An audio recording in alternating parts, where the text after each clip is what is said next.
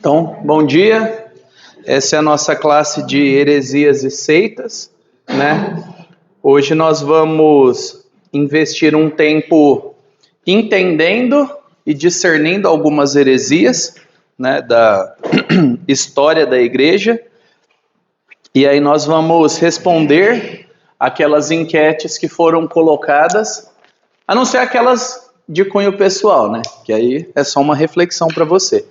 Mas algumas enquetes das que foram colocadas essa semana dá para ser respondido com aquilo que nós veremos nessa aula. Então, acompanhe aí com atenção. Vocês perceberam a decoração, né? De veneno, levrim. Deu trabalho fazer. Se alguém puder falar, nossa, que legal, Mário, olha que criativo. Talvez eu faria melhor. Foram horas pensando, falei, vou deixar a cobrinha onde, o escorpião, não sei. Isso daí não é sobre horóscopo não, viu, gente? Sobre veneno, entendeu? Coisas venenosas. Isso. Às vezes tem que explicar. E aquele livro não é a Bíblia não, tá? Aquilo ali simboliza os falsos ensinos que as pessoas, né, criam nos seus livros sagrados aí. Agora sim. Tô criativo hoje. Alguém lê essa frase, por favor, para nós abrirmos. Quando eu pedir para ler, leia razoavelmente rápido, que a gente ganha tempo. Duvido que tenha existido um tempo na história da igreja em que cristãos professos tenham se preocupado menos com a doutrina do que nos dias de hoje.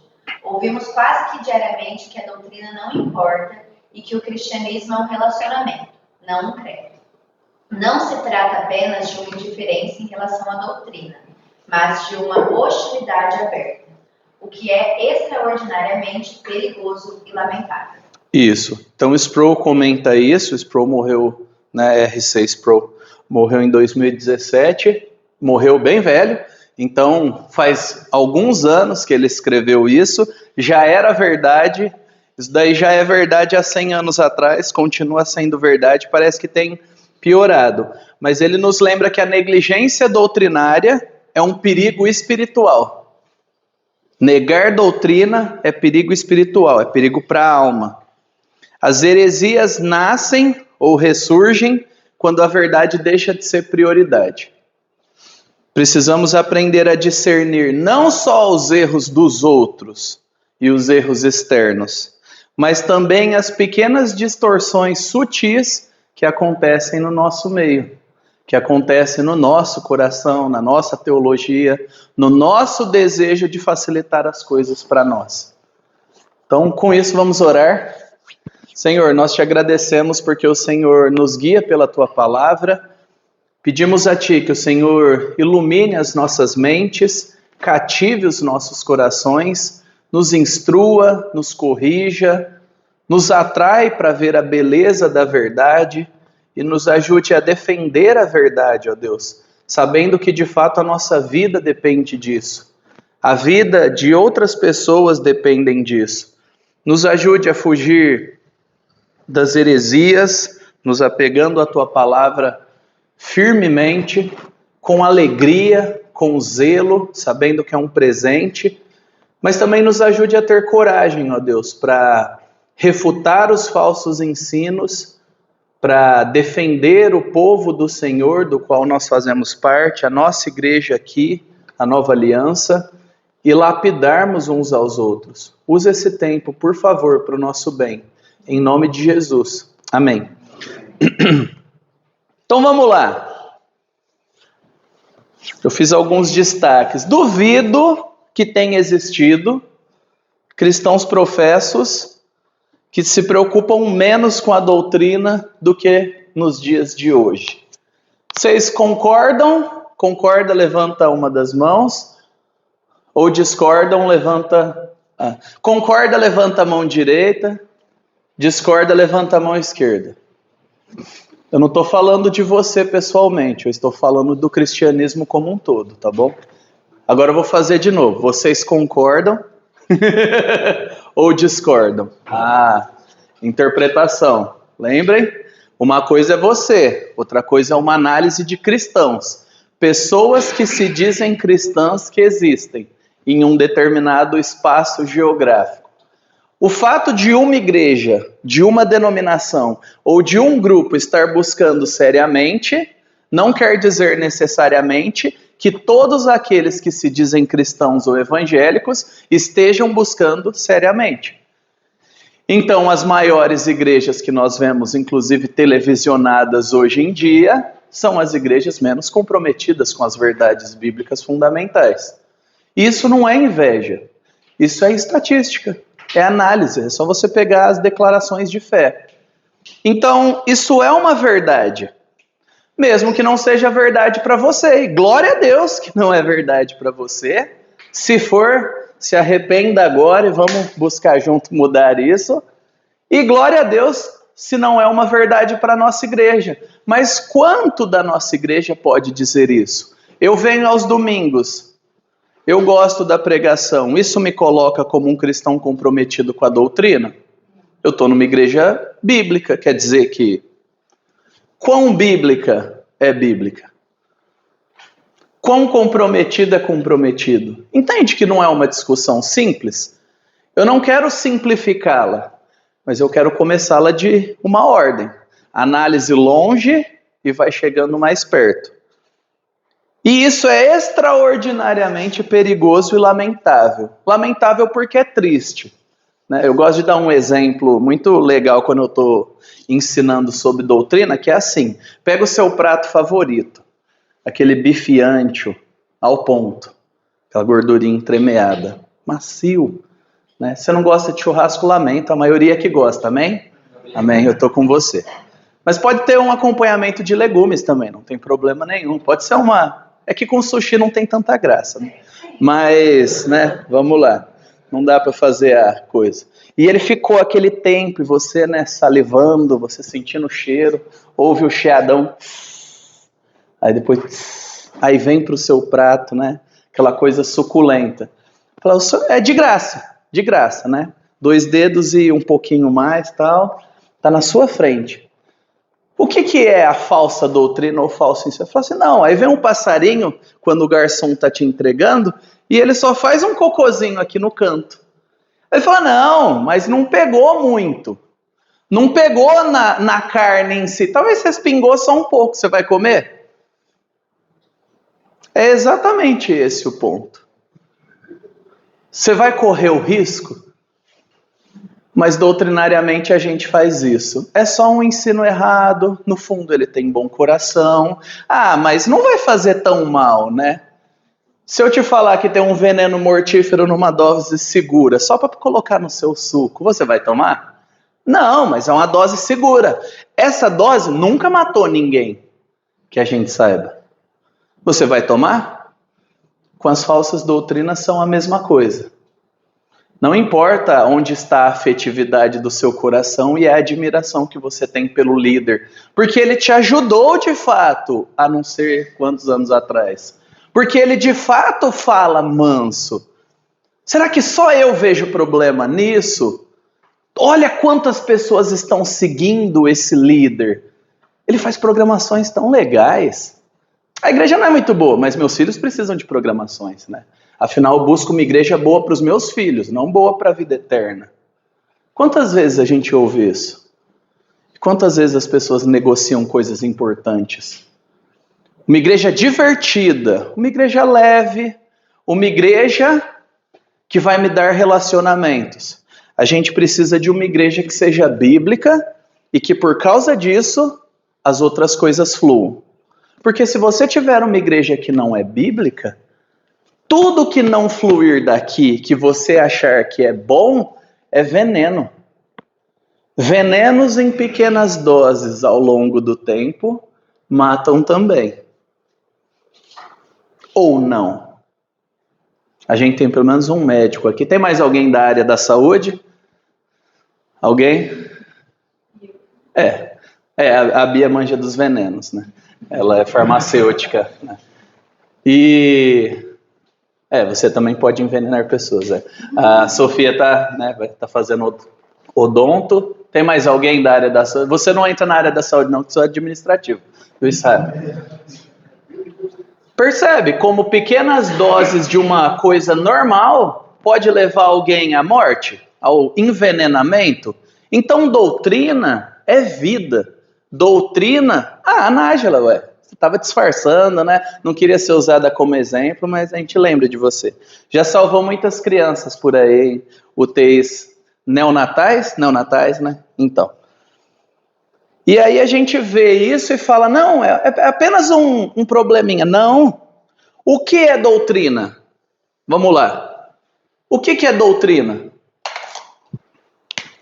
Não é retórico, tá? Quando eu pego a caneta é porque não é retórico. O que é doutrina? Doutrina é ensino. Vamos lá. O que mais? Famoso toró de ideias. Já ouviu falar? Nós é BR, não é brainstorm, é toró de ideias. E aí? Instrução. O que mais? Cadê o pessoal do direito aí? O que é doutrina? Interpretação também. O que mais? Ensino fundamental, basal. Fundamental fica mais legal, né? Basal, soa com nasal, fica meio... Fundamental, basilar, né? O que mais? Regra. Crente tem uma dificuldade com o termo regra, né? Regra, gente. Você ouve regra em tudo quanto é lugar. Condomínio, regra de uso, regra... É isso. Regra. O que mais?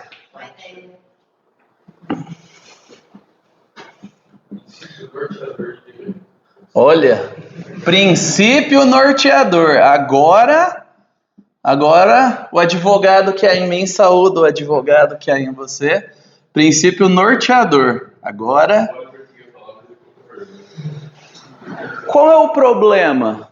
Tirando regra, tudo isso daqui é teórico. A gente enxerga a doutrina como teoria.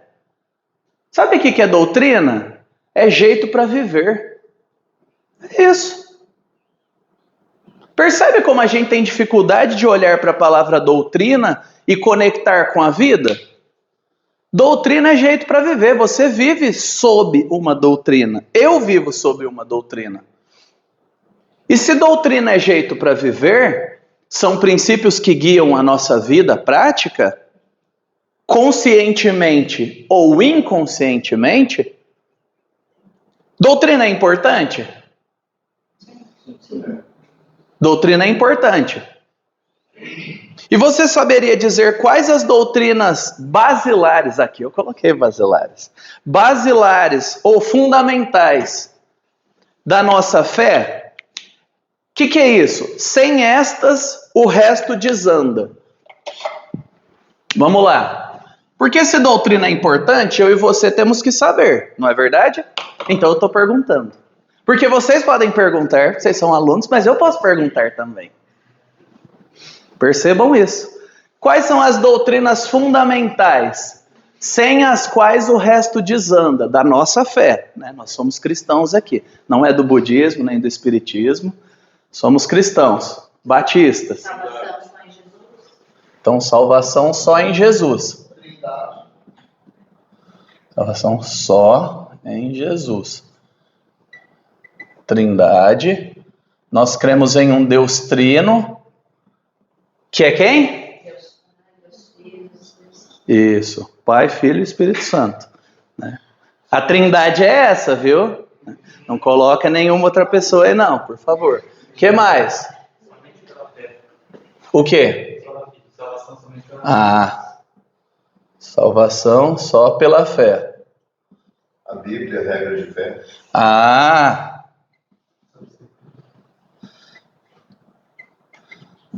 Olha, segura aí. A Bíblia é regra de fé. Mas quando a gente fala sobre doutrina, a gente tem dificuldade de chamar de regra. Faz sentido? Não, não faz sentido. Somos nós, gente. A gente está lidando com as nossas contradições. Mas a Bíblia é a nossa regra de fé. E aí na nossa declaração de fé aqui da Nova Aliança, regra de fé e vida. Fé e vida. Então, se você nunca leu, você pode entrar no nosso site lá, o que cremos, e vai estar lá falando que a Bíblia é a nossa regra de fé e vida, justamente porque nós não queremos desconectar a doutrina da vida. Agora sim, Jesus é o único mediador. Entre quem? Isso.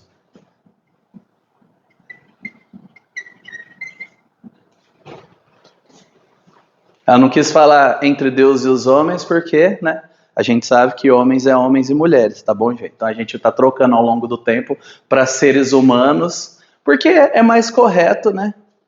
Apesar de que, na época que a Bíblia foi escrita, quando falava homem, estava falando gênero humano, mas seres humanos fica mais preciso para a nossa comunicação hoje em dia.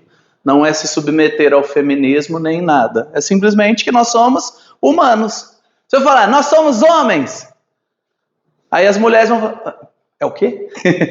Então nós somos seres humanos, tá bom? Quando a Bíblia fala homens, a gente não vai atualizar a Bíblia, não. Só que a gente vai entender que em alguns lugares é seres humanos.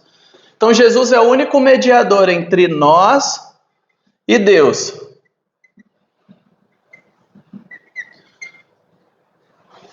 Salvação só em Jesus, Trindade, salvação só pela fé. A Bíblia é a única regra de fé. Jesus é o único mediador entre nós e Deus. Qual doutrina é fundamental que não está aqui, que sem ela você não pode ter um relacionamento com Deus? Não, um de cada vez. Primeiro as damas. Salvação, né? Precisa da ressurreição para ser concluída. Agora vou lá. Um Deus meia boca, um Deus que precisa pedir a sua opinião para tudo, não é um Deus que pode fazer muita coisa, né? A não ser que você deixe. Se tem ressurreição, teve morte. Vamos colocar antes, né? Para ficar na ordem. Antes de ter morte, teve... Não, isso. Então precisa ter a encarnação.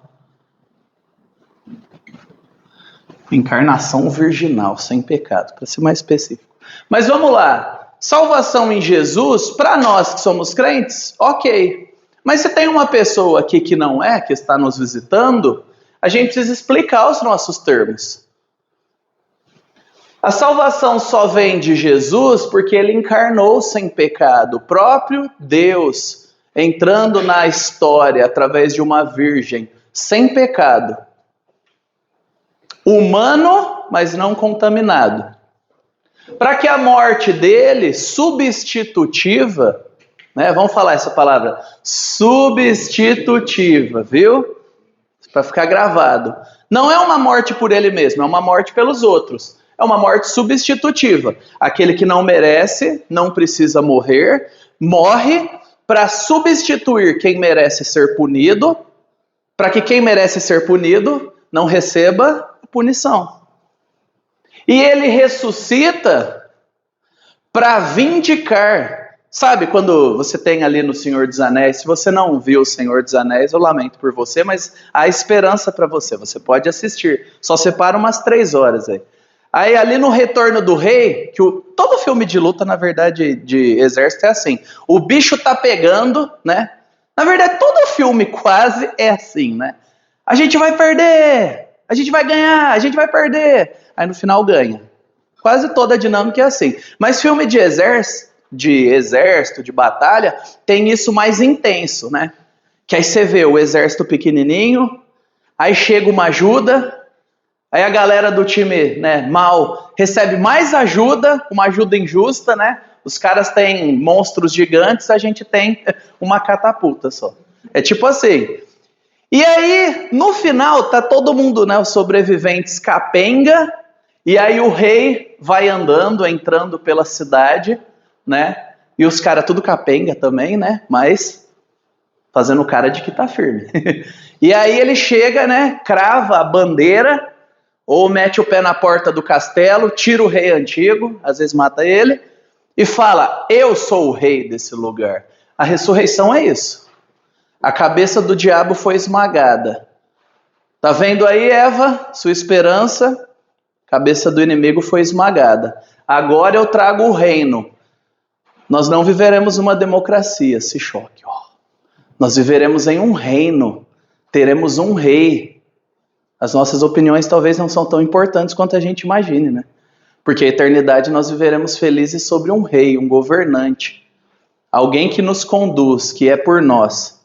A ressurreição é essa entrada, essa vitória. Eu venci. A obra foi concluída e agora eu venci. Então por isso que ela é tão importante para o Evangelho. Jesus não só morreu, ele ressuscitou, é a vitória. É ele falando, eu não falei, eu sou quem eu disse que eu era. Eu sou o sacrifício inocente. Se você não crer nisso, é possível você ser um cristão? Vamos lá. O que vocês acham?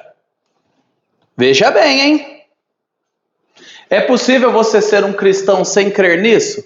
Isso daqui é o coração. Isso daqui é o básico, viu, gente? Tem mais, viu? A gente nem começou a falar sobre ceia, nem sobre dons, que é aí onde o pau quebra. Mas isso daqui é o básico. Dá para eu ser cristão sem crer nisso? Na verdade, faltou colocar aqui que Jesus é divino, né? Mas encarnação... Agora sim. Dá para eu ser cristão sem eu crer nisso? Não. Não dá para ser cristão sem eu crer na Trindade.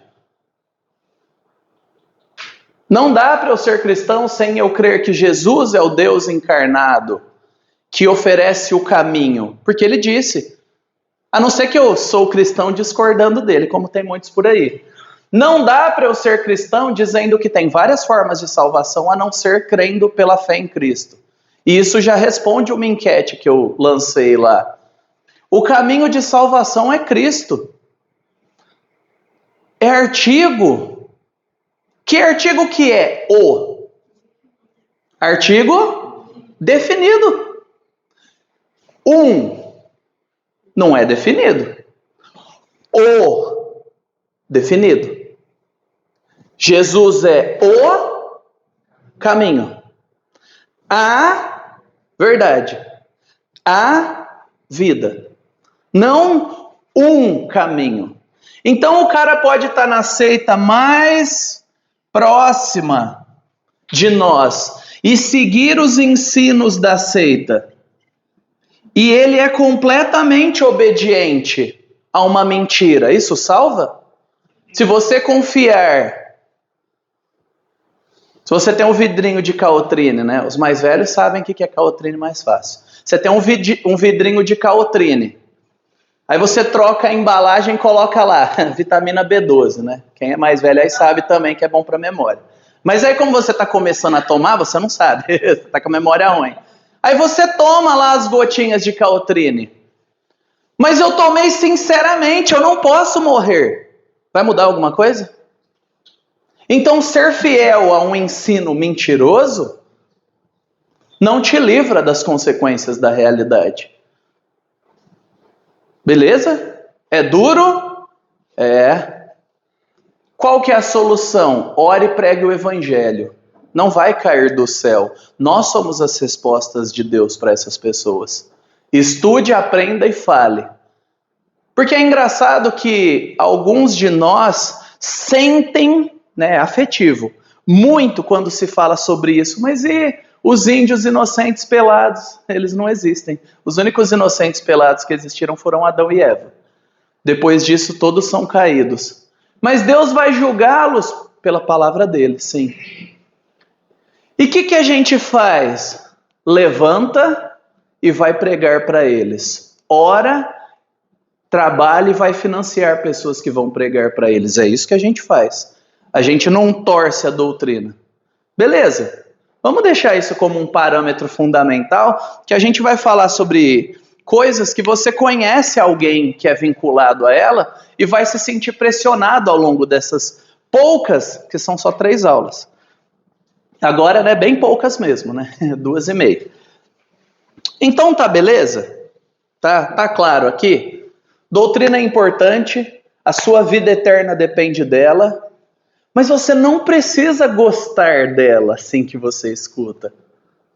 Isso é uma parte importante, né? Existem 3 ortos, né? O pessoal da odonto sabe. Orto é a palavra para correto, em grego.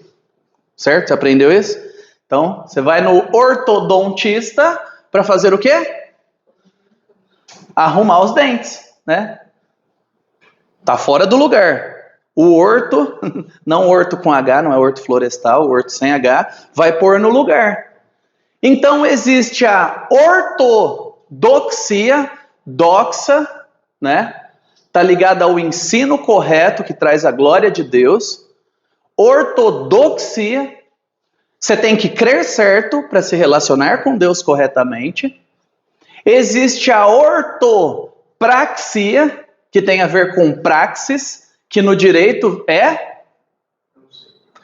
Que no direito é? Prática. Essa estava fácil, ó. Praxis, prática, estava fácil. Ortopraxia tem a ver com a vida correta, mas existe um outro orto que é pouco falado, que é a ortopatia. Patos. Alguém? Não, é patos com H, tá, gente? Depois do T tem H, né? Os patos corretos fica estranho. Mas ortopatia. Alguém sabe o que é patos no grego? Doença ou não? Não.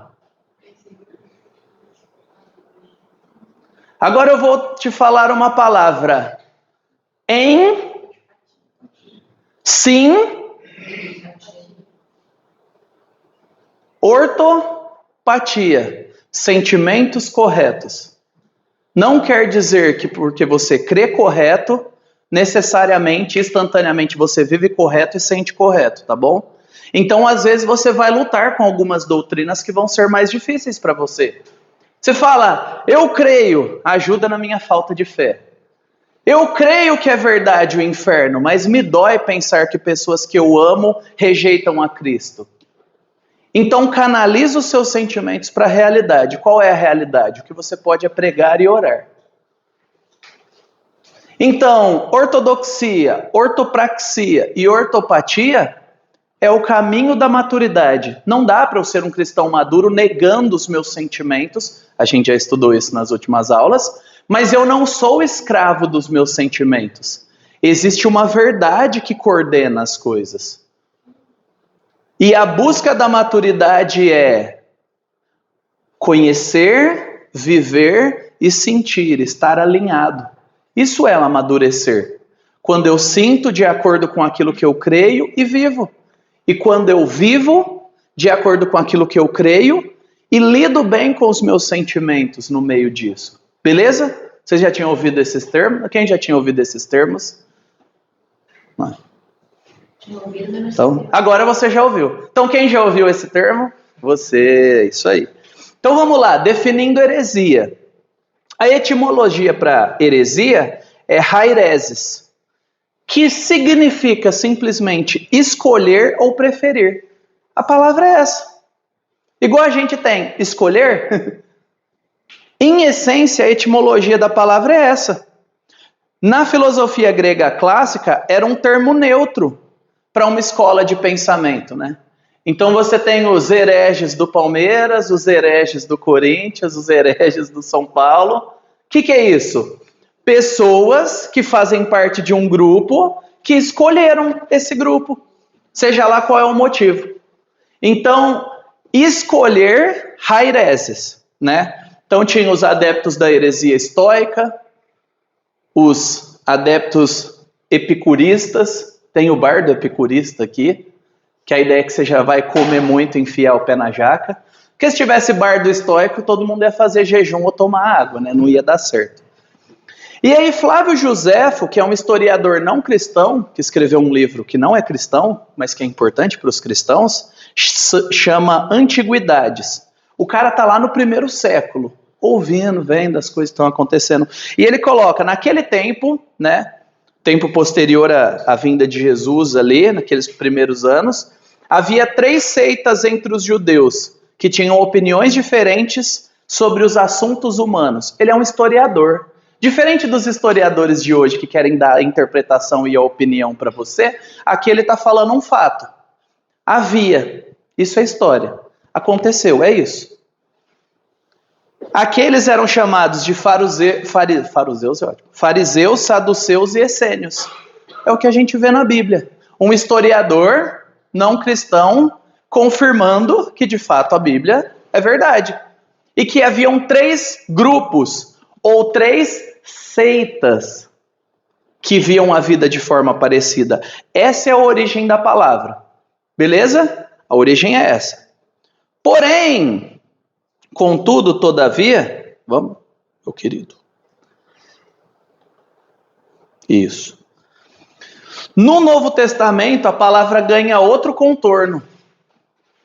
Assim como a palavra evangelho tinha um contexto fora e no Novo Testamento ganha outro. Então os judeus chamavam cada grupo do judaísmo de partido ou seita. Mas os cristãos, que não são um grupo dentro do judaísmo, começa ali, mas extrapola, eles passam a chamar de haireses, de herege, de heresia, coisas que são inconciliáveis, inaceitáveis. Percebe? É uma opção, mas para os cristãos do Novo Testamento, eles usam essa palavra como algo inaceitável. E aqui eu coloquei em uma ordem cronológica das citações bíblicas. E aí eu vou pedir para cada um ler. Heresias, obras da carne, Gálatas 5:20. Idolatria, feitiçarias, inimizades, rixas, ciúmes, iras, discórdias, divisões e facções. Facções. Haireses. Então, quando Paulo estava falando, ele está falando que esses grupos, esses partidos, não é contra você ter amigos e fazer churrasco com seus amigos. Facção não é isso. Facção é parecido com facão, né? Você corta as relações com os outros e se junta no seu grupo, e seu grupo tem que ter primazia. O seu ministério por idade pode ser uma facção, dependendo como você haja. Jovens, adolescentes, idosos, casais, apesar de que casal não é uma idade. Mulheres, homens, a prioridade é nossa, o caixa é nosso, o evento é nosso, a agenda é nossa. Pode se tornar uma facção. E esse é o termo aqui. Obra da carne. Agora, caminhando no tempo, Gálatas, a primeira ou uma das primeiras cartas escritas por Paulo. Agora a gente já está em Tito, já está mais caminhando para o final da vida. O tempo está correndo aqui na história da igreja. Alguém lê? Paulo orienta a rejeitar o divisionismo. Tito 3:10. Evite a pessoa que provoca divisões, depois de admoestá-la uma ou duas vezes. Percebeu? Evite. Você não cancela, você evita. Você não dá voz. Porque o divisionista quer fazer o quê? É isso. É a pegada dele. Se faz sentido ou não, se é legítimo ou não, se você é o bobo que está indo no contorno ali, né? Falando, não, eu concordo, isso é... O divisionista quer dividir. E a função como igreja, nossa função, sua função, é preservar o quê? A unidade.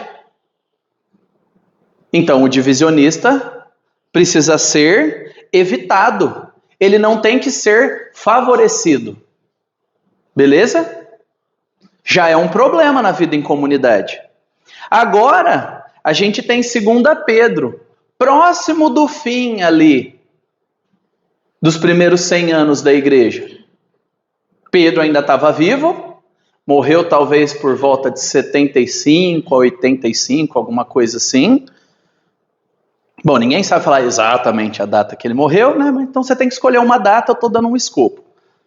Mas aí ele escreve, né, 2 Pedro, e olha o que ele diz. Alguém lê.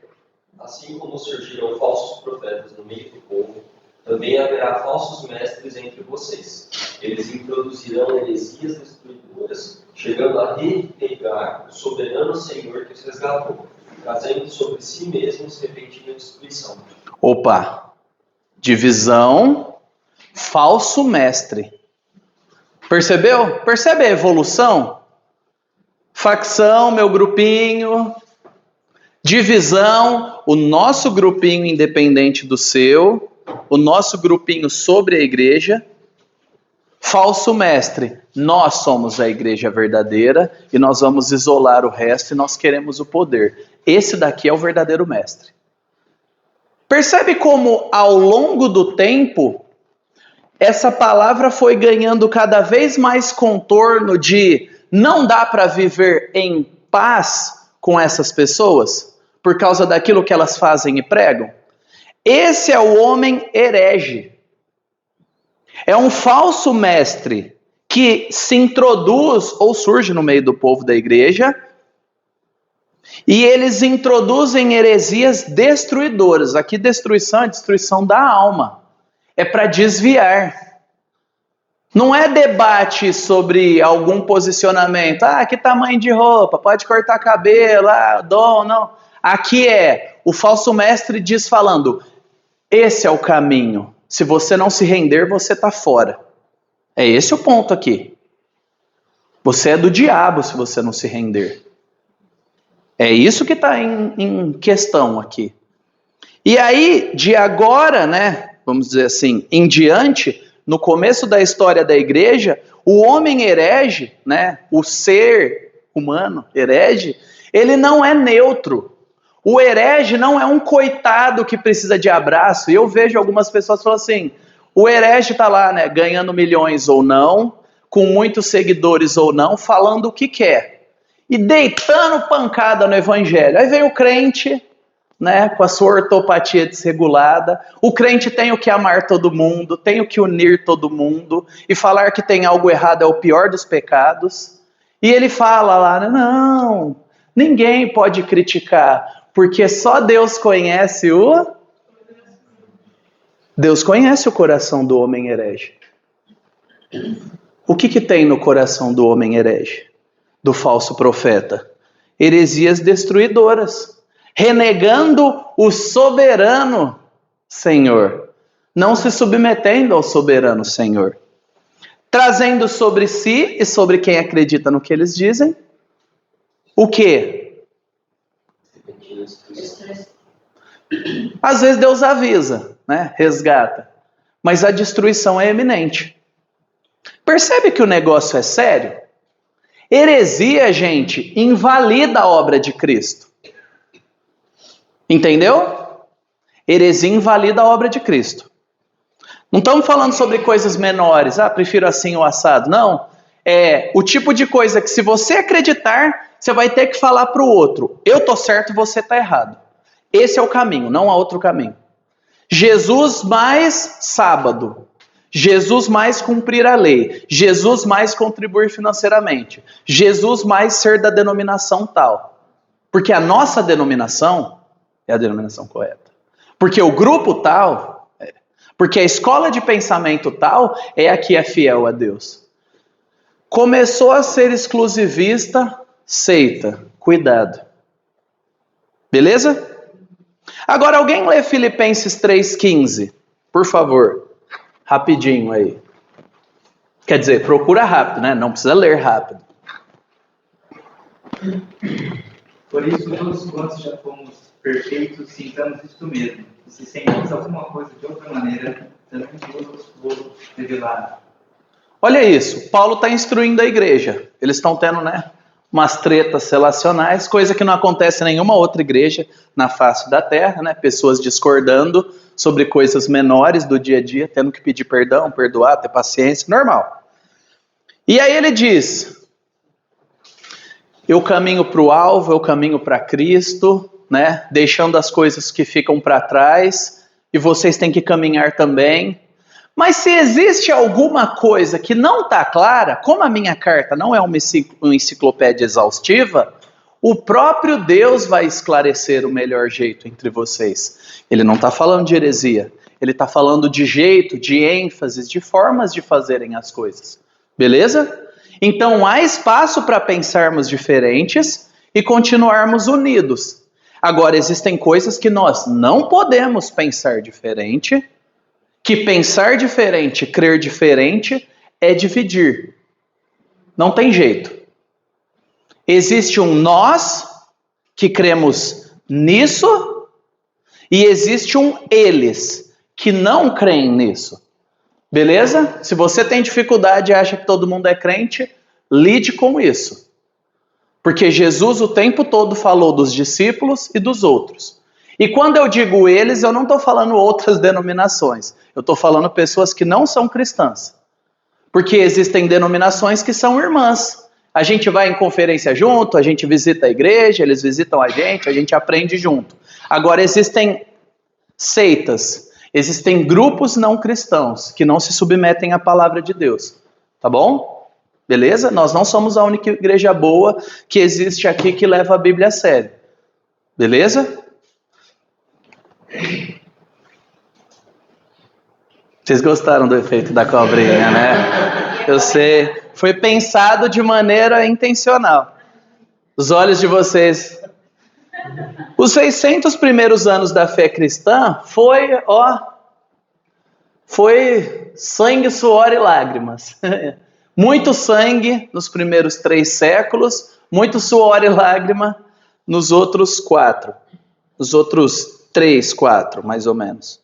Então, desde o início da igreja, nós temos perseguição dos judeus, a infiltração dos judaizantes, ataques políticos localizados, depois o ataque do Império Romano de forma generalizada, né? E aí o pior inimigo de todos não foi a perseguição. A perseguição não ensina mentira. A perseguição nos coloca em crer ou não. O inimigo pior é o herege, o falso mestre, que vem sobrepondo, reescrevendo, redefinindo doutrinas fundamentais. Então, como a igreja reagia nesse começo?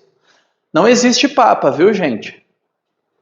Não é bíblico e não aconteceu nos primeiros séculos da igreja, tá bom? Existiam os bispos, representantes que cuidavam de algumas áreas. A igreja reagiu convocando os concílios, né, das várias regiões, e assim eles definiam o rumo da igreja de forma unida e sábia. Porque parte do ponto de que eu não sei tudo. Vamos supor, não vou, porque vai ficar arrogante, mas vamos lá, o João, ele é o bispo aqui da região de Ribeirão Preto. Ele é o cara mais estudado, piedoso, sério com Deus, pá, aquela coisa. Aí vai ter uma conferência para descobrir alguma controvérsia. Como que faz? Vamos mandar o João e mais alguém. Vamos mandar o Luiz, né? Eles vão de moto. Vamos mandar o João e o Luiz. Eles vão lá. Aí o pessoal da região de Franca manda outro deles. O outro de São José do Rio Preto, o outro de Campinas. Aí faz um concílio. Aí eles ficam, pega a Bíblia, pega manuscrito, debate, faz palestra, não sei o quê. Aí ora. Aí para, aí escreve, aí alguém levanta, mas peraí, mas esse daqui está errado com base nesse texto. Aí vai e volta, vai e volta. Concílio, estudo teológico profundo. Vamos avaliar esse negócio. Não tinha, nos primeiros séculos, a Bíblia toda definida. Então o pessoal tinha que se juntar, e isso é humildade. É isso que eu quero que fique claro. Nós vivemos numa época hipócrita do ressentimento. A internet deu voz aos ignorantes. Se fosse 50 anos atrás, alguém ia falar, cala a boquinha, você não... Sua opinião não é importante porque você não sabe nada disso. Você não é especialista. Mas hoje, com a internet, qualquer um é youtuber, especialista, alguns são googlers, né?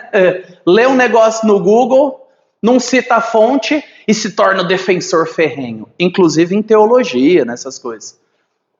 Agora, nesse tempo, você tinha que ter reconhecimento da igreja. Esse cara é crente. Conhecimento bíblico. Esse cara é crente que conhece a Bíblia. E referendamento de uma comunidade falando, vai lá e fala em nosso lugar. Então, para resolver as controvérsias, não era 2 ou 3 chegando e falando, vamos fazer esse esquema, vamos votar assim, para fazer assim e desse jeito. Não! Eram muitas pessoas preocupadas, e a gente tem que partir do ponto que tinha muita gente preocupada com a igreja. Você se preocupa com a igreja? Você se preocupa com o seu ministério? Eu me preocupo. Eu não sou melhor do que eles, e nem você. Então imagina que o pessoal estava lá tentando fazer dar certo, né? Sem séculos de doutrina organizada. Então os concílios aconteciam nisso. Atos 15 é o primeiro concílio da história da igreja. Está na Bíblia. Eles seguiram o parâmetro dos apóstolos, parâmetro bíblico. Beleza? Faz sentido? Agora, se eu ouvir sobre os concílios aí, é isso. E aí a gente tem as primeiras heresias.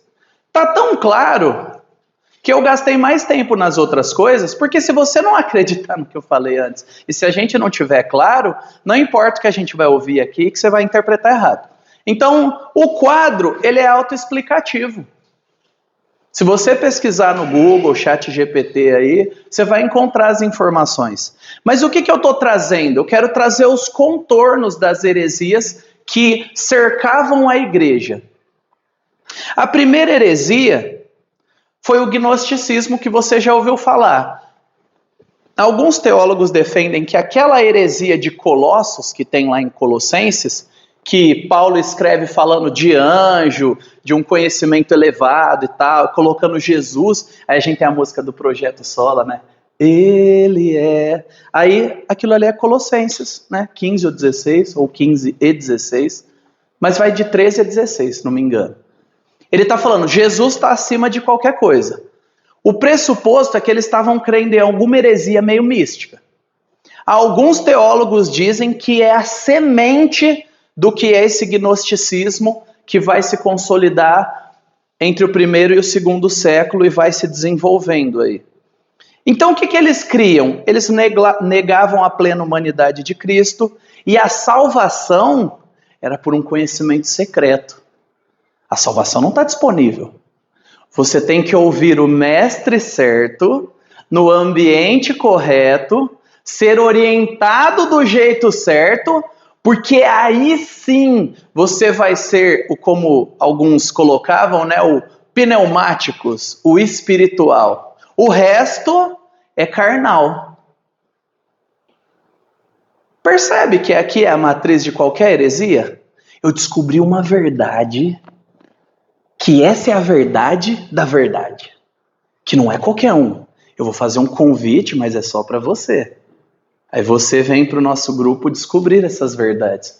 O que isso tem a ver com o evangelho de Jesus? Vai para tudo que é canto, estou parafraseando, tá? Vai para tudo que é canto, pregue o evangelho, batize e ensina tudo que eu falei. O que isso tem a ver? Nada. Por isso que é uma inimiga da igreja. Mas com a nossa carne é da hora, fala a verdade. Se eu chegar para você assim, falar, ei, tem um grupo aqui de estudo seleto. Tô aqui o convite para você. A gente vai se unir quarta, de preferência tem que ser num horário X, né? 4 da manhã, mas tem café, não tem problema. Café gourmet. Falar, a gente está estudando a Bíblia junto. Mas a gente não está estudando a Bíblia como todo mundo estuda a Bíblia. A gente está estudando a Bíblia de um jeito diferenciado.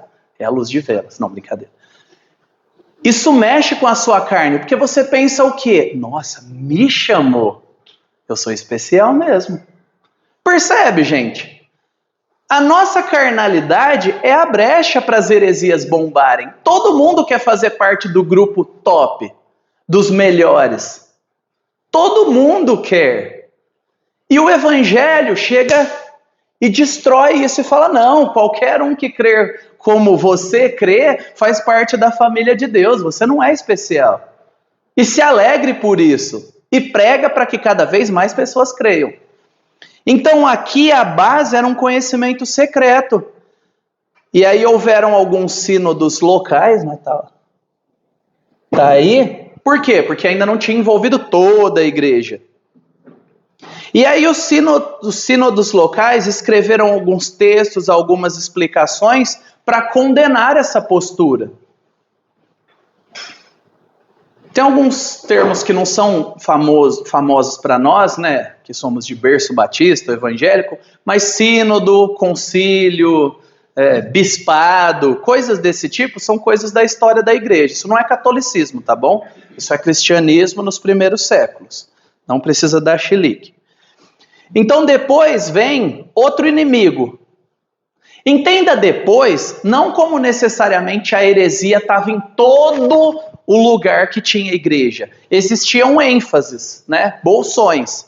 Depois é mais ou menos uma organização cronológica. Então, enquanto está lutando com essa heresia aqui, tem uma outra região montanhosa que eles têm uma heresia diferente, né? O crente de praia e o crente de montanha. E aí, Marcião, ele tinha uma ideia que vocês vão falar assim, meu Deus, não é possível que alguém cria nisso naquela época. A ideia dele era assim, o Antigo Testamento não presta, é um Deus mau, um Deus, né, sanguinário, sanguinolento, mas o Deus do Novo Testamento é bom, Jesus é legal.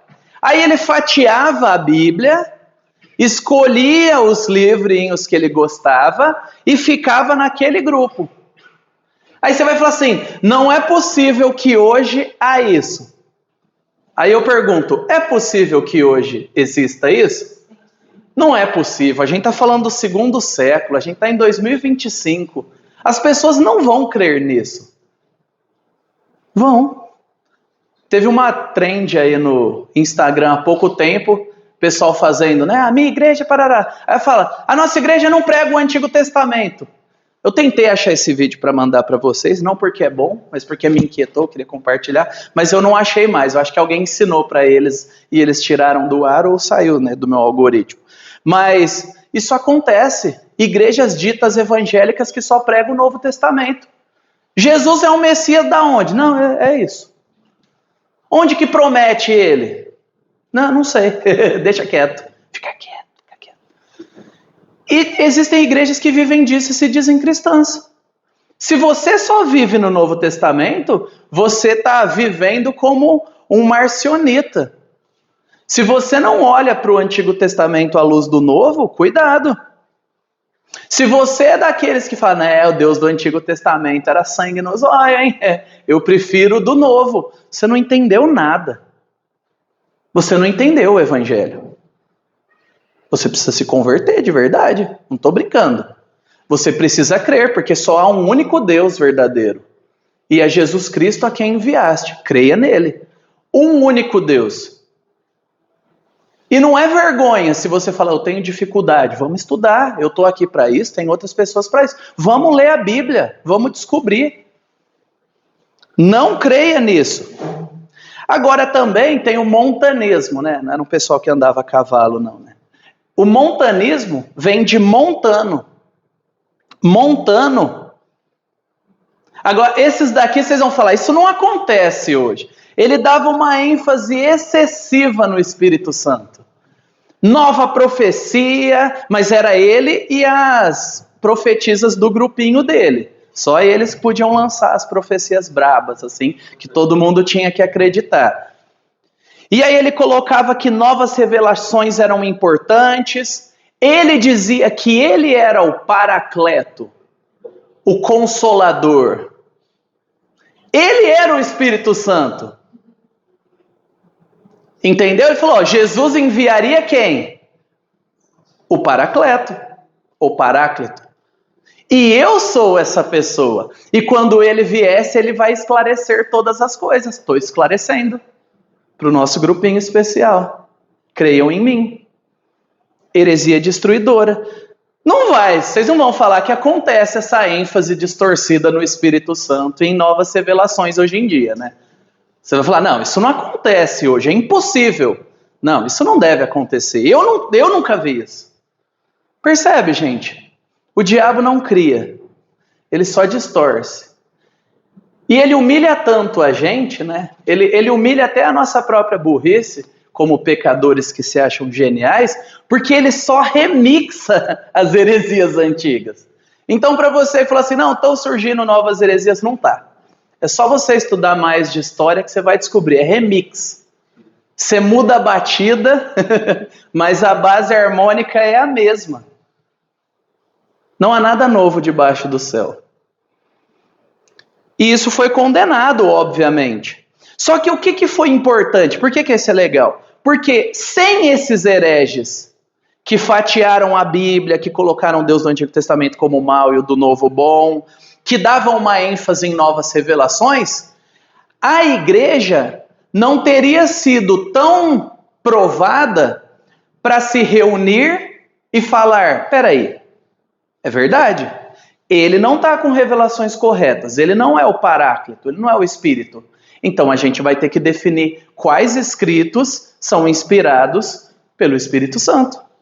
E aí, quando junta no concílio, o pessoal começa a falar, peraí, os primeiros pais, né, apostólicos, que são os discípulos dos apóstolos, que Bíblia eles liam? Antigo Testamento, isso daí tá fácil. Beleza. Não descarta, né? Traz. Pronto. Mas o que é inspirado por Deus? Quem inspirou? Aí eles estabeleceram critérios. Foi escrito por um apóstolo de Cristo? Foi escrito sob a supervisão de um apóstolo de Cristo? Marcos é esse caso. Você tem registros de pais da igreja falando, Marcos escreveu o que Pedro ditou. Aí você vê o evangelho de Marcos, ele é o mais curto e ele é altamente intenso. Viu, olhou, sentiu e expõe os erros de Pedro com termos gregos que você vê que tem mais coração ali. É inspirado, apóstolo. Paulo mandou cartas. A gente tem todas as cartas que ele mandou? Não. A gente tem 13. Glória a Deus, né? Um número bom. Mas haviam cartas que eles criam nos primeiros 2 séculos que não eram inspiradas por Deus. E o próprio Espírito Santo, por meio das igrejas, começou a direcionar. Não creia nisso. Ah, porque quando Constantino ou quando alguém veio, definiu quais livros crer. Isso é mentira, isso não é historicamente embasado. Não teve um homem que escolheu os livros da Bíblia e falou, põe esse, tira esse, põe esse, tira esse, põe esse, tira esse. Não. A igreja, quando se reuniu, falou, nós temos essas cartas aqui, esses evangelhos, a igreja da outra região, a gente tem essas cartas e esses evangelhos que a gente costuma ler. Lembra que literatura não era fácil igual hoje, não era barato igual hoje, para todo mundo ter tudo. E aí, eles se juntaram e falaram, guiados pelo Espírito. Bom, ao longo da história, desde o começo, né, do Novo Testamento, a igreja tem sido edificada, abençoada por esses livros. Vamos tentar descobrir quem escreveu. E numa dessas vem Hebreus. Você sabe quem escreveu Hebreus? Se você souber, não me conta que eu vou discordar. Eu não. E os primeiros também não sabiam. Haviam hipóteses. Mas o conteúdo edificava a igreja e tinha uma clara inferência de ser correto. Entra. E o pessoal se brigando por causa de Tiago. Tiago parece que a salvação é pelas obras, hein? Oh, cuidado. E era irmão de Jesus. Um cara que orava tanto que era conhecido como joelhos de camelo. Você não tem joelhos de camelo, eu também não. Não sei que seja uma doença, né? Aí você não precisa orar para ter. Mas o cara orava tanto e era tão reconhecido que era conhecido como joelhos de camelo. E o pessoal debatendo se era inspirado por Deus ou não. Então você não crê em um livro leviano.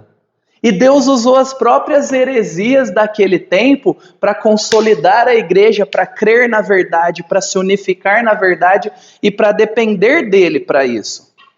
Isso é bonito demais, gente. Não há nenhum inimigo da igreja que não a fortaleça no final, se permanecermos unidos e submissos. E essas daqui são as primeiras, né? Aí depois disso, definiu Bíblia, pá, aquela coisa, aí o negócio é Jesus. Aí são as heresias cristológicas. Aí você tem heresia, né? Eu vou focar só em 2, né? Você tem todas aí. Então você tem sabelianismo, que negava a distinção das 3 pessoas da Trindade. Falavam que Deus, ele tipo trocava de máscara.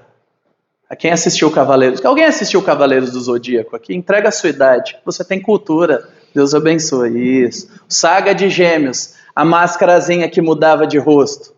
Não que os outros não tenham cultura, mas você tem a cultura que eu preciso para agora. É aquela coisa. É o Deus... Puf, esse é pai. Mudou a máscara, filho. Mudou a máscara, espírito. Não é isso que nós cremos. Isso não é trindade. Isso é uma heresia. Não é um Deus em 3 formas. modos, manifestações. Isso foi condenado no Concílio de Nicéia, de Constantinopla. O nome é a cidade em que o pessoal se reuniu. E aí você vai pegando a região, né, que tinha mais representantes da igreja. Você tem, por exemplo, também o arianismo. Não tem nada a ver com... Bom, não estudei a fundo, mas até onde eu estudei a fundo, sim. Mas até onde eu estudei não tem nada sobre isso relacionado ao nazismo. Ariano, não. Aqui vem de Ário. Ário, né, era um mestre, um líder na igreja e um líder brabo, gente. Esse cara aqui, ele varreu a igreja com gente acreditando nele. Ele devia ser um orador assim, de você tirar o chapéu. Porque para derrubar esse cara aqui, ainda depois de mostrar todos os erros, tinha gente querendo colocar ele como líder na igreja e manter. Se não me engano, ele era líder em Alexandria. E aí você tem Atanásio, que era outro líder, que ficava atazanando ele. Não, desculpa, pensamentos intrusivos. Que foi outro líder que falou, o que esse cara crê vai destruir a igreja. O que ele crê? Ele ensinava que o Filho, que é o Verbo, lembra João 1, o Logos, o Verbo, era uma criatura do Pai. Não era Deus como Deus, mas ele foi criado por Deus para fazer as coisas que Deus queria. Ele era o primeiro, né, acima de todos nós, mas abaixo do Pai. Era um ser criado. Ele não era coeterno ou co-substancial. O que é isso? Nós somos co-substanciais. O que tem em você, tem em mim. Indivíduos feitos à base de carbono, tem água, mais ou menos vitaminas e nutrientes, né? Como eu gosto de falar, se olhar direito, todo mundo tem pereba, tem algum, né, triglicéridos, alguma coisa fora do lugar, uma gordurinha no fígado, todo mundo tem alguma coisa aí. Ele dizia que Jesus era melhor, mas não tanto como igual a Deus. É como se Deus tivesse feito um super ser para fazer a vontade dele. É tipo o gerente. Você que tem empresa, né? Você coloca a sua expectativa no gerente, né? Eu vou criar aqui um super ser que conhece todos os departamentos e ele vai me ajudar a gerir. É tipo isso. O termo correto seria demiurgo, mas aí filosoficamente o negócio vai longe. Mas se você estudar, você vai entender o que eu estou falando. E aí ele foi, né, exposto, ele foi condenado e ele perdeu o seu cargo, porque isso é uma heresia. Diminui Cristo. Cristo não é coigual com Deus. E se você não crê que Cristo é coigual com Deus, o sacrifício dele não pode te perdoar, porque precisava ser homem e Deus para perdoar homem, para sofrer a condenação, e precisa ser Deus para perdoar pecados. Concorda? Percebe como são heresias que hoje a gente consegue folhear na Bíblia e falar, não, beleza, está fácil. Mas na época deles, não era tão fácil assim. Mas o Espírito Santo conduzindo a igreja protege a igreja. Amém? Essa é a sua esperança. E a gente vai ver a versão remix no tempo atual. Aí, o pessoal continua debatendo sobre a natureza de Cristo. Porque vamos falar a verdade. Vamos lá, vamos ser honestos. É difícil crer em um Deus encarnado. Fala a verdade. Você só conhece gente. Eles viram um homem que é Deus, gente. É difícil demais entender isso. Ele sangra e chora e controla a natureza. Ele se entristece com o pecado e fala, não, morto de 4 dias é o meu preferido, pode deixar. Vem para fora. Percebe? Não cabe na nossa cabeça. Deus é infinito. Eles abraçaram o infinito. Eles dormiram perto de Jesus, os discípulos, os apóstolos. Será que Jesus roncava? Eu não sei. Mas eles dormiram perto. Eles viram Jesus orar. Como é que Deus ora? Percebe que não cabe, se você pensar direito? Isso é grande demais? Reconhecer a nossa dificuldade com isso não é problema. Tentar diminuir as respostas que a Bíblia dá para encaixar nas nossas explicações é o problema. Então, a gente precisa de revelação, não de arrumação. Não, vamos fazer aqui que fica mais fácil, que simplifica. Não vai simplificar se você vai distorcer. Então, existem coisas que são grandes demais. E aí vem o pelagianismo. Pelagianismo, gente, foi brabo. E aí a gente tem, né, sou devoto dele, Santo Agostinho, devoto dos reformados. Quem entendeu, entendeu. Quem não entendeu, me pergunta, não vai me julgar, não. E Agostinho de Hipona, uma das maiores mentes que pisou na face da terra. Pensa num cara devasso até os 30. Devasso. Mas uma das maiores mentes. Deus salva ele com 30 anos. Bum! O que esse cara produziu? Tinha alguns erros sérios na visão dele de igreja, viu? Ninguém está santificando ele, aceite tudo, não. Mas uma mente que Deus deu, e Deus usou Agostinho para contrabalancear com muitas coisas que não estavam claras. E o pior foi o pelagianismo. Ele negava o pecado original, ou seja, nós nascemos em pecado, para Pelágio não. Isso é o que um muçulmano crê. O muçulmano não crê que todos somos pecadores, tá bom? E se nós não nascemos em pecado, a gente não precisa da graça de Deus para buscar Deus. A gente pode só buscar se quiser. É uma questão de querer, né? Nesse caso, querer é poder. E ele ensinava que o homem podia iniciar a sua salvação por vontade própria. Ele podia buscar a Deus. Então, mesmo sem crer em Cristo, a pessoa lá pagã, que crê em qualquer outra divindade, ela pode ir em direção a Deus. Ué, só pela fé, só em Cristo. Aí nós temos um problema, isso não é cristianismo. E aí, Agostinho vai desenvolver em níveis filosóficos, né, além de teológicos, falando que não, todos nascemos corrompidos. As nossas boas obras são como imundície. Ou como diz Romanos de 1-3, que Paulo já tinha falado, porque todos pecamos e carecemos da graça, da glória, carecemos que Deus faça alguma coisa. Jesus deixa de ser o caminho, a verdade e a vida. E aqui, né, para a gente caminhar para o fim, a gente tem o nestorianismo, que ensinava que existiam duas pessoas em Cristo. Então é tipo assim, Jesus não é uma pessoa com duas naturezas. Jesus, de fato, são duas pessoas. Aqui que começa a tese da dupla personalidade, ou tripla, dependendo, né, da sua heresia. Mas ele era o Cristo de Deus, mas ele era o ser humano.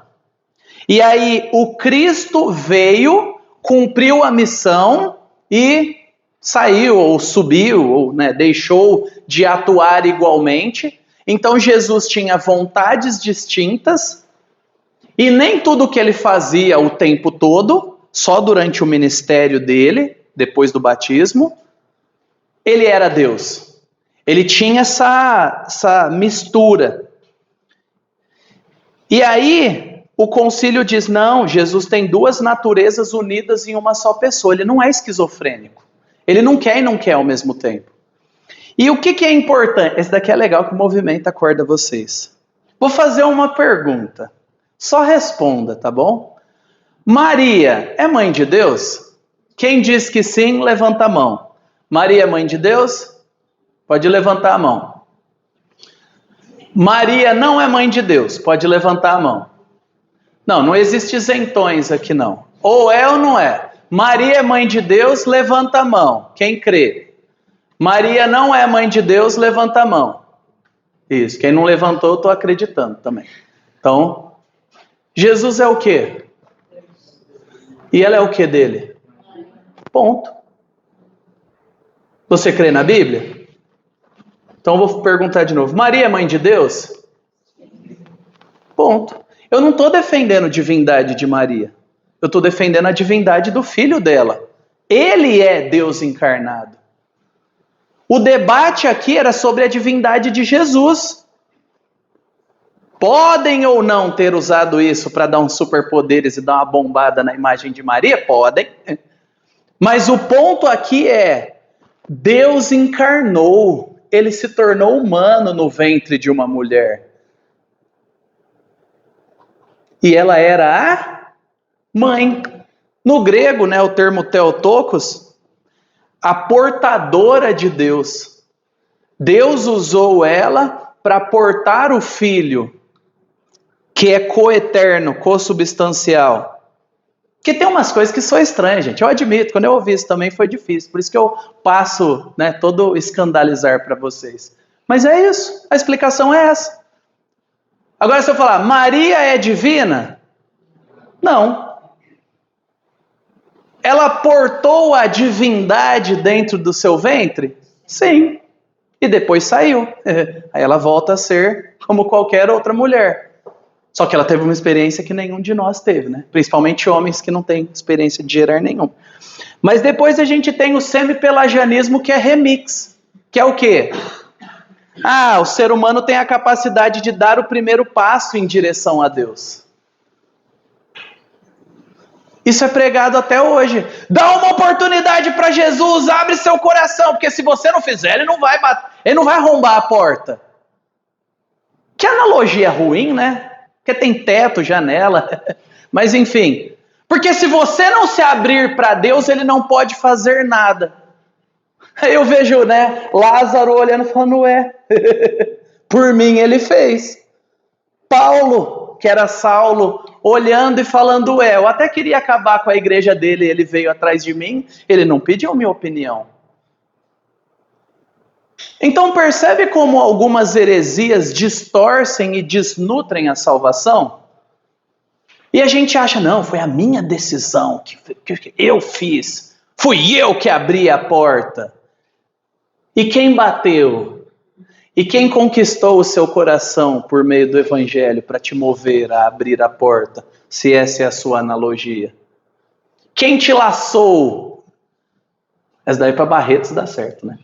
Jesus me laçou. Lá em Osés fala, o Senhor me atraiu com laços de amor. Tem até uma música bonita do Vineyard, né? Faz tempo que não toca. Foi teu imenso amor que me conquistou. Eu não pude resistir. Laços de amor. Não é uma guerra de vontades. É Deus arrancando o telhado da sua casa e deixando a luz entrar. E aí você sai das trevas e fala, eu quero essa luz. É isso. Eu não quero nada diferente dele. E aí você não abre a porta e fala, fui eu que escolhi que ele arrancasse o telhado da minha casa e brilhasse no meu coração. Mas isso é pregado até hoje. Eu preciso dar oportunidade para Deus, senão ele não faz nada. Essa daqui é uma das coisas, numa era do eu, da decisão, da vontade, que é muito defendida ainda hoje. Pregue o evangelho e saiba que Deus brilha onde ele quer, para quem ele quer. Ele não depende necessariamente que a pessoa concorde com tudo que você diz. Apresenta a verdade do evangelho. O Espírito vai fazer. E isso foi condenado como uma heresia. Só que aí no último coisa, eu não mandei esse para vocês, né? Vocês acham que tinham todos os slides, mas não tem. Eu vou mandar depois. São as versões modernas daquelas heresias. Então respondendo, não gente, não estão criando heresias novas. Deus é misericordioso com a gente. Porque se os miseráveis dos hereges estivessem criando heresia nova, a gente ia ter que ralar o triplo. Deus é tão misericordioso que eles só pegam as velhas heresias, fazem um remix, colocam uma batida diferente, mas se você aprendeu a verdade que está aqui e souber um pouquinho de história da igreja, você não precisa estudar infinitamente para refutar erros. E aí tem, Jesus não era divino, a ênfase de Jesus como mestre moral, a negação da trindade, os movimentos carismáticos, extremistas, pentecostais, neopentecostais, negócio é fogo, é bater e gritar. Nada novo debaixo do céu. Nada novo. Então, introduzindo isso, eu vou mandar para vocês, tá bom? Não precisa tirar foto, não. Tá até atordoado, né? Gostaram do efeito, ó.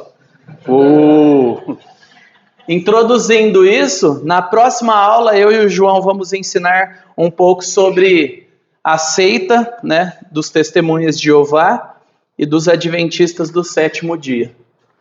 Beleza? Isso daqui é introdutório.